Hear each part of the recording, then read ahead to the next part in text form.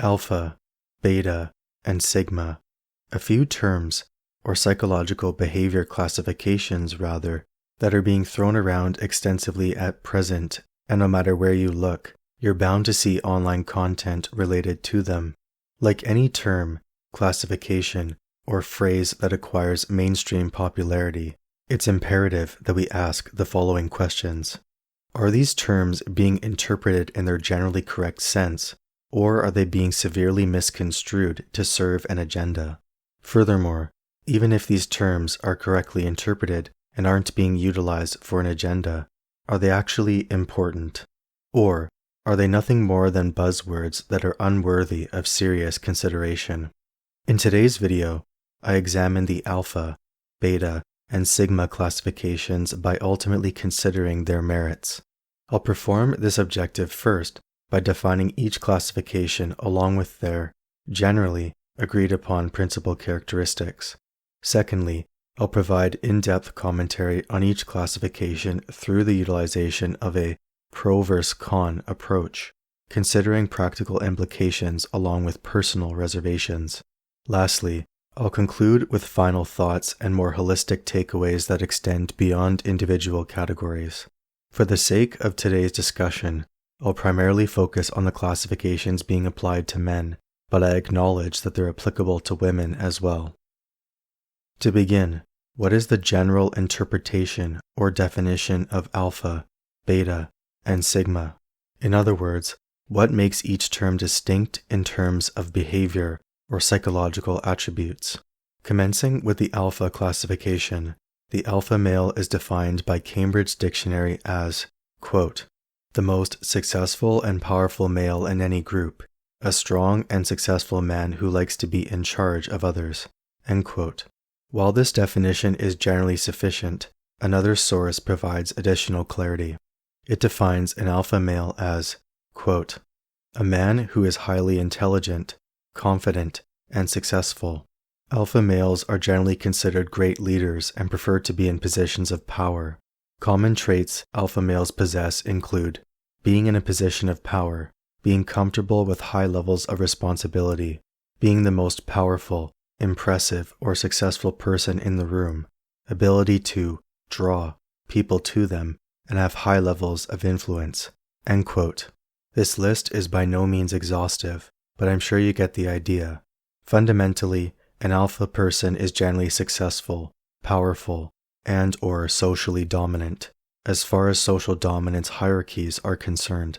Switching to the beta classification, Cambridge Dictionary defines a beta male as, quote, a man who is not as successful or powerful as other men, end quote. Meanwhile, the same above-mentioned source lists the following traits as beta, quote, more of a follower, prefers not to lead, avoids conflict or passively agrees, may be hesitant or overly verbose, either very guarded or overly emotional, indecisive, often seeks approval, lower self-confidence, seeks validation from others, may resort to self-deprecating or exclusionary humor, likely to blame others or circumstances, good social skills, but might not pick up on subtler social cues, resistant or anxious about change, end quote. Once again, this list isn't exhaustive, but it generally captures typical interpretations of beta individuals, beta males in this case. Last classification, sigma. Although this term lacks a formal definition in traditional dictionaries, other than being the 18th letter of the Greek alphabet or a notation for standard deviation, it has been defined elsewhere. One article notes that, quote, in masculinist subcultures, the term sigma male is used to describe a popular, successful, but highly independent and self-reliant man. What sets him apart from the rest is his decision to walk the solitary path and color outside the lines. He doesn't subscribe to the normal social dominance hierarchy construct, which, by the way, some say is imaginary and arbitrarily made up, end quote.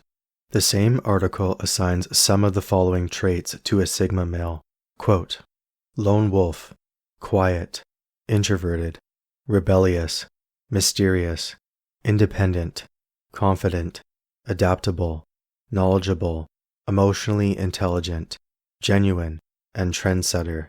End quote. Evidently, the Sigma male, or Sigma classification in general, is the lone wolf archetype through and through. With the terms defined, onto the commentary. Commencing with the Alpha classification, I automatically perceive this category in a negative light, at least when I initially ponder about it. The reason being that, anecdotally, I've grown up with individuals who personify the stereotypically negative alpha traits, such as being nauseatingly flamboyant, obnoxious, overly aggressive, and domineering. In other words, perceivably socially dominant, but also rude, narcissistic, greedy, and/or power-hungry pricks. Thus, when I hear someone call another alpha, my mind automatically defaults to the above-mentioned traits based on previous observation of real individuals. It's no wonder that my mind naturally shuns this classification. I refuse to inherently classify myself as alpha, not only because I despise any possible association with those pricks, but also due to the following phenomenon. I've noticed that people who persistently classify or perceive themselves as alpha are actually the most beta. The same principle applies regarding the term Chad, which is synonymous with alpha in present jargon. If you have to continually call yourself or attempt to convince others that you're a Chad, it's more likely that you're the opposite. Why? Because anyone can assign themselves to a category, but it's another matter to practically embody said category's traits without faking or pretending. In other words, these individuals are frauds because someone who is truly alpha in the positive sense wouldn't need to constantly prove to others how much of an alpha they are. Additionally, consistently seeking external validation is listed as a beta trait, and therefore, this attention-seeking behavior justifies the conclusion that they're actually beta. If someone is truly alpha, then they wouldn't need to go around and pretend, to act like they have a facade to uphold. Their actions would demonstrate their inherent alpha tendencies without forcing the issue. It's akin to true confidence, which is robust and difficult to impersonate. Building off this train of thought, there's a markedly subjective component to this classification, along with the others. Furthermore, what's typically perceived as alpha behavior, hyperaggression, and intimidating dominance isn't actually true alpha behavior, as mentioned previously. Another article I stumbled upon during my research phrases it quite eloquently. Quote, "The real definition of the beta male, why many alpha men are betas in disguise. It's often hard to see, but when you peel back the layers of so-called alpha males, you'll often find a scared boy who is trying to prove his worth to others and fill the growing emptiness inside of him with approval and validation." End quote. Indeed, and this insight provides more depth for the alpha classification. On the one hand, we have the superficial interpretation, the bad boy, dumb jock, or a-holes that, as a result of inflated egos and profound insecurities, must continuously go around and prove to others how alpha they are. Meanwhile, on the other hand, we have the true alpha, individuals who are socially dominant but also secure and charismatic. Their charisma naturally draws people in, and although they're assertive and dominant, they don't need to force anything. Others willingly follow this true alpha because of their positive confidence and charisma. If I were classified among alphas, I'd want to be included with individuals who embody these positive characteristics. When you think of naturally charismatic leaders, respected by friends and foes alike, this is who I have in mind. Switching to the beta classification, the generic nice guy stereotype automatically comes to mind. Someone who is passive or submissive, agreeable, a people pleaser, avoids conflict, and a follower. Another depiction of beta types is the introverted or shy loners. Loners who aren't loners by choice because they've been shunned by others and turned into outcasts or social pariahs. People who are nowhere near alphas in terms of success and or social status. When I truly ponder about this classification, I realize once again that there's a robust subjective component, despite the presence of more objective psychological studies. Many of these characteristics and corresponding conclusions have ostensibly arisen due to someone's subjective preferences, namely a preference antagonistic to supposedly beta characteristics. And this preference is repeatedly perpetuated among larger social circles, the internet being an obvious example. Furthermore, particular beta traits are detrimental, but only if you apply the right context. As with many dimensions, context matters, and we cannot gauge whether something is advantageous or disadvantageous without proper context. I'll grant that in general, an individual would rather avoid being classified as beta or second best, not only due to its automatically negative connotation in the minds of others, but also because some of the listed traits are injurious, regardless of context. For example, being a people pleaser or always seeking external validation is evidently detrimental, because these traits often entail the sacrifice of self-respect and increase the likelihood that you'll be abused by others. Fundamentally, you can't force someone to like or respect you, and no amount of people-pleasing will change their ultimate perception of you. Instead, your default conduct or character will reveal who respects you and who does not. With that being said, I also think that the beta classification's bad reputation or negative stereotype isn't wholly deserved and accurate.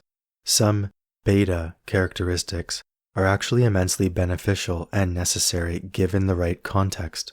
For example, someone who is more passive, nonchalant, or laid back is generally a better listener compared to someone who tends to be aggressive or assertive.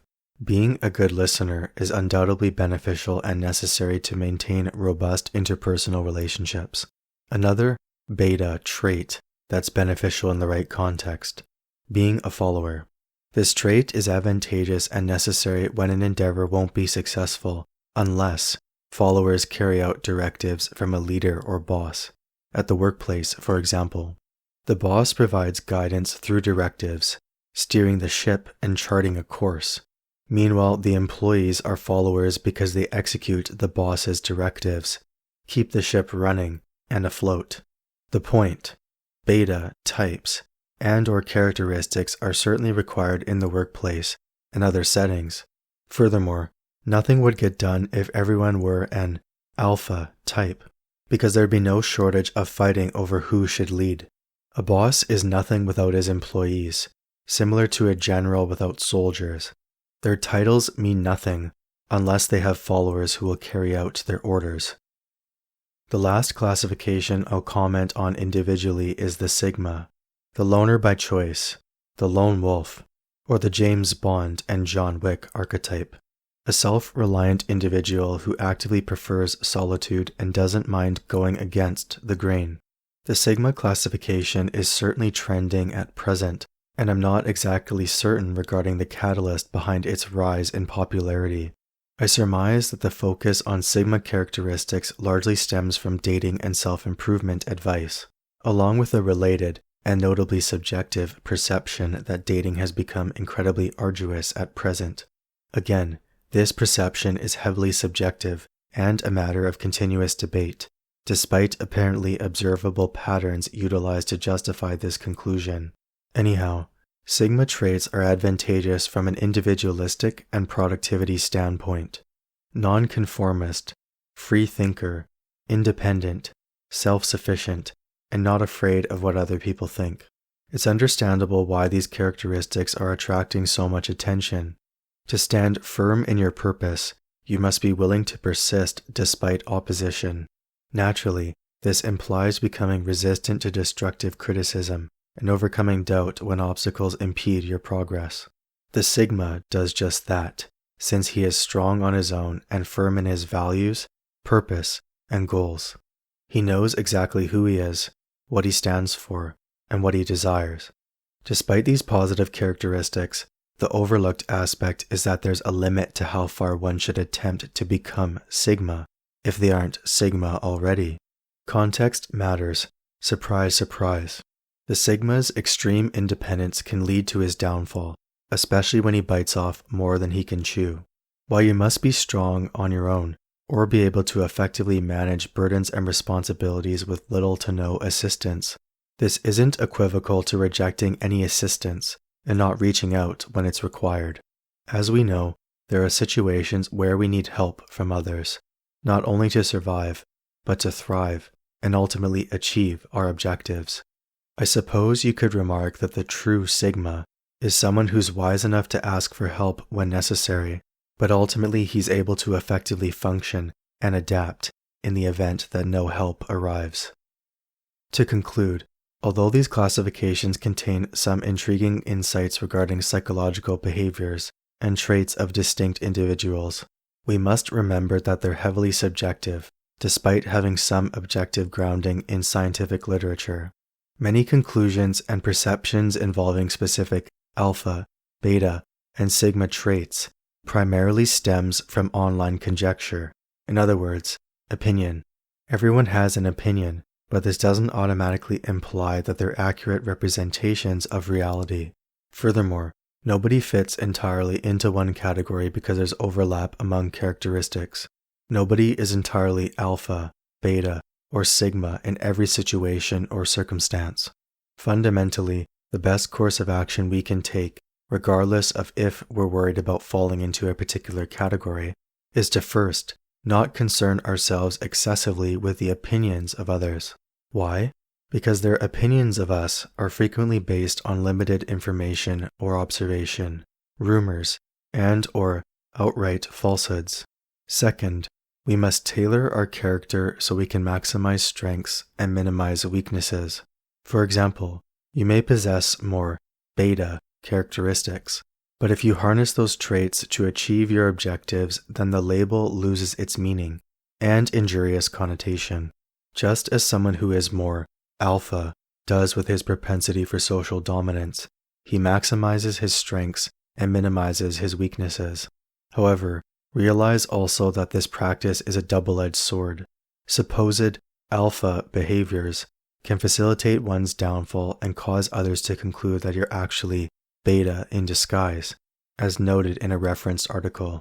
The ultimate goal, regardless of these subjective classifications, should be this: to become the most refined version of yourself, and therefore, bad habits and obsolete thinking must die. Finally, these classifications won't matter at the end of the day if you're being authentic or staying true to your character. Focus on being who you truly are and who you're meant to be, not what others assign you to be. Thank you for taking the time to watch. If you enjoyed today's video, please consider subscribing.